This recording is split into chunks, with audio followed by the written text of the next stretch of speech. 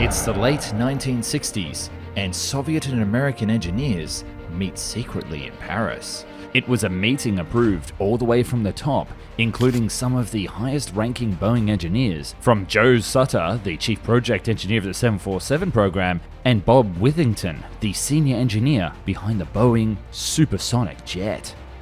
And across the table, Soviet engineers from Ilyushin, who held the desperate answer to the American problem, namely how to tame the titanium and get the material into the air for their own supersonic transport program. And in return, the Soviets wanted a simple favor: how to build a wide-body airliner. And the father of the legendary jumbo jet was the perfect guy to ask for directions. And this is the story behind the Soviet Union's first and last wide-body airliner, the incredible Ilyushin Il-86.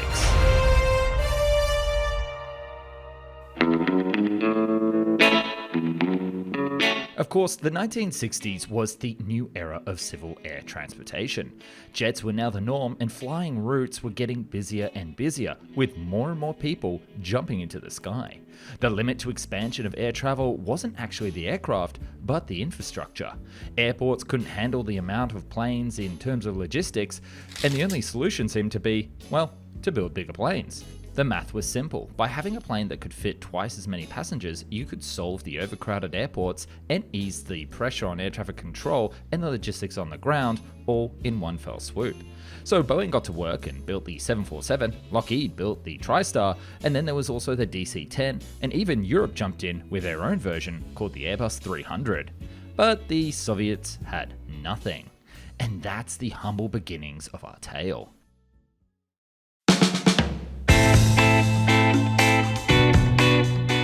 Despite the fact that the typical communist citizen never really flew, thanks to the lack of tourism and ability to travel abroad, the Soviet Union was still massive, and in the 1960s, flying was a part of the everyday life, just like in America. Soviet airliners, however, were less reliable, less technologically advanced, and the infrastructure of airports was much worse than the West.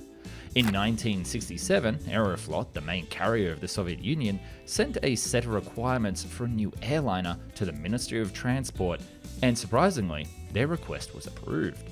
They needed a new plane of at least 350 seats, able to take off from sub-2,600 meter runways, and to enter service as soon as possible to ease the pressure on the logistics of the airports, and also open some new long-haul routes.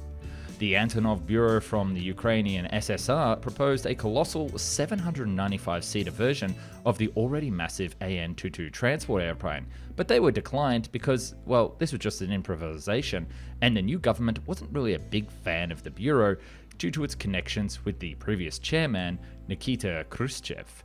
Instead, Ilyushin was chosen to build this new jet because they had already developed the largest Soviet airliner to date, and even the largest airliner in the world at the time of its first flight, the Il-62. So what exactly did they cook up?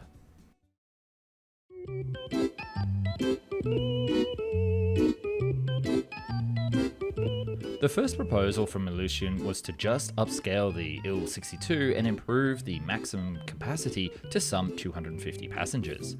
But Aeroflot requested for 350 and didn't want to compromise.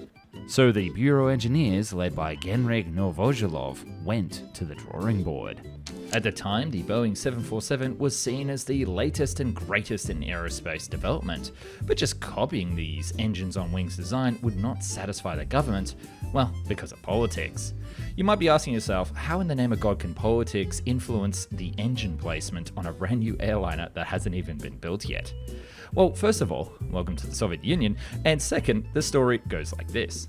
All the Soviet jet airliners at the time had a design similar to the McDonnell Douglas. The plane's engines were located in the aft fuselage with a T-shaped tail. Just look at the Tu-134, the Tu-154, the Il-62 and the Yak-40, you name it. They considered this their own ingenious solution, superior to the filthy capitalist design. But that was all politics. Engineers, on the other hand, really liked the 747 and wondered if that would be the proper direction for their new jet as well. So in the late 1960s, the famous meeting between Boeing and the Soviet engineers took place. Joe Sutter, one of the key people behind the 747, remembers sitting at the table. We quickly found kindred spirits with the Russian engineers sitting around the table. They were intelligent, gregarious, and shared our great love of the subject. The plan was to wait to see if the Russians were going to spill the beans and reveal what Boeing needed to know about titanium and building a supersonic airliner, and then only then would they reveal their own experiences and secrets about a wide-body plane. And the Russian engineers were more than happy to share their expertise on working with this material and help Boeing in solving these supersonic woes. On the other hand, the Boeing engineers answered their burning questions: why they opted for the engines on the wings design instead of the aft fuselage, and what the future of the 747 program was, and what the key advantages were of such a design. At one point, a Russian engineer asked Sutter to draw some of the things they talked about, but he had no paper.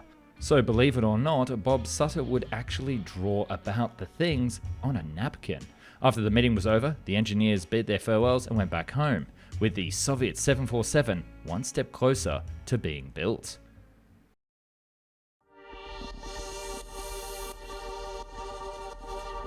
Now, that was the American perspective, and if you went and asked some of the Soviet people at the time, they would tell you a completely different story. They would later claim that the idea to place the engines on the wing nacelles was dated all the way back to the Il-82 jet bomber project, and that's how the brilliant Soviet minds saw the future first. But that's not the case in reality. Regardless, the Il-86 development went in the other direction, and this led to the first flight of the prototype in 1976.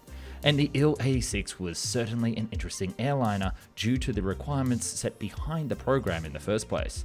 As we said before, the aeroplane infrastructure in the Soviet Union wasn't as good as the Americans, and most of the terminal buildings couldn't serve a plane as large as the Il-86.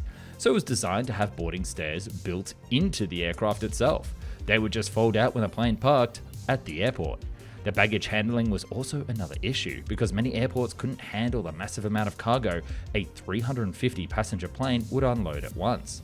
That's why the Soviet keep the baggage with yourself system was applied, and people would leave their baggage on the lower deck when boarding and proceed to take the seats on top. Due to the size of the aircraft, the fact that the baggage was downstairs, and there was no overhead compartments in the middle, the cabin was actually very spacious, with over 6 meters wide and 2.86 meters high. Like you're in a movie theater, Russians would say. Flaps and control surfaces were enlarged to accommodate landing at smaller airports, and an additional central landing gear was installed to distribute the weight evenly on the runway. The lower deck featured a kitchen, and the upper deck featured a 3-3-3 seating configuration. In total, the Il-86 was 60 meters long with a wingspan of 48 meters, somewhat smaller than the 747, but certainly huge for the Soviet airline standards at the time. The plan was for the aircraft to enter service before the Olympic Games held in Moscow in the summer of 1980, and even though the trials were completed ahead of schedule, the state acceptance was not completed until December of 1980, missing the Olympic Games. So it sounds like I'm painting a very positive image about the Il-86, and it looks like that the Soviets managed to build their own 747 competitor. So what the heck happened? What happened to the program afterwards, and was it really that great?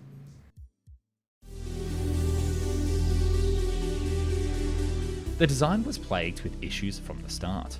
Although this was a decent plane, as many other Soviet and later Russian planes are, it had issues with its engines. Namely because the Soviet civil aircraft industry was far behind the military, and the Il-86 flew on Kuznetsov NK-86 low bypass turbofans during its whole career.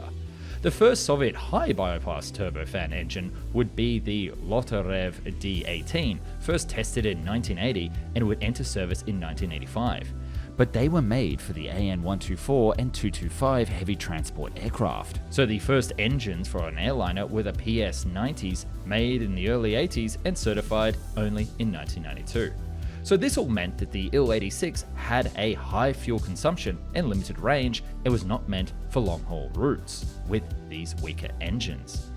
And because they were weaker and worse engines, the plane with its NK-86 engines was noisy AF. Not only meaning that when it landed at airports it had a roaring scream, but the passengers on board didn't have the best customer experience. but that was only one of the nails in the coffin. The production of this kind of aircraft was another big issue, particularly after the Eastern Bloc fell apart. The original factory didn't have the capacity to build the plane on its own, so the Polish PZL built several parts of this new airliner during the 80s. This meant that after the fall of communism in Poland, sourcing parts for new planes would become a problem, something that the production line would struggle with for many years. But now I do want to mention the safety record of the plane, because you're probably looking at this and thinking that you would never fly on board, but it's actually rather safe.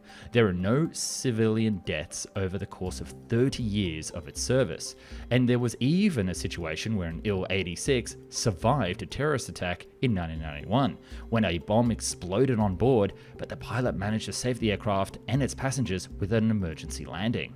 There has been one crash that happened in 2002 where the crew died, but this was not a passenger flight, just a repositioning one. And because of this, the military saw the aircraft and thought, yep, that would be perfect. The Il-86 was interesting to the military because of its two-deck configuration, and back in the 1980s, 4 aircraft were built under the Il-80 designation, the so-called Doomsday plane. They were command and control aircraft, like the Boeing E-4, made to operate in case of a nuclear war and become a command center for the government and high-ranking military officials. There was also a planned long-haul version called the Il-86D, where the D stands for long range in Russian, but it was never materialized, even though the Il-86 actually did fly long-haul routes such as Moscow to Havana or Buenos Aires or even to Sao Paulo.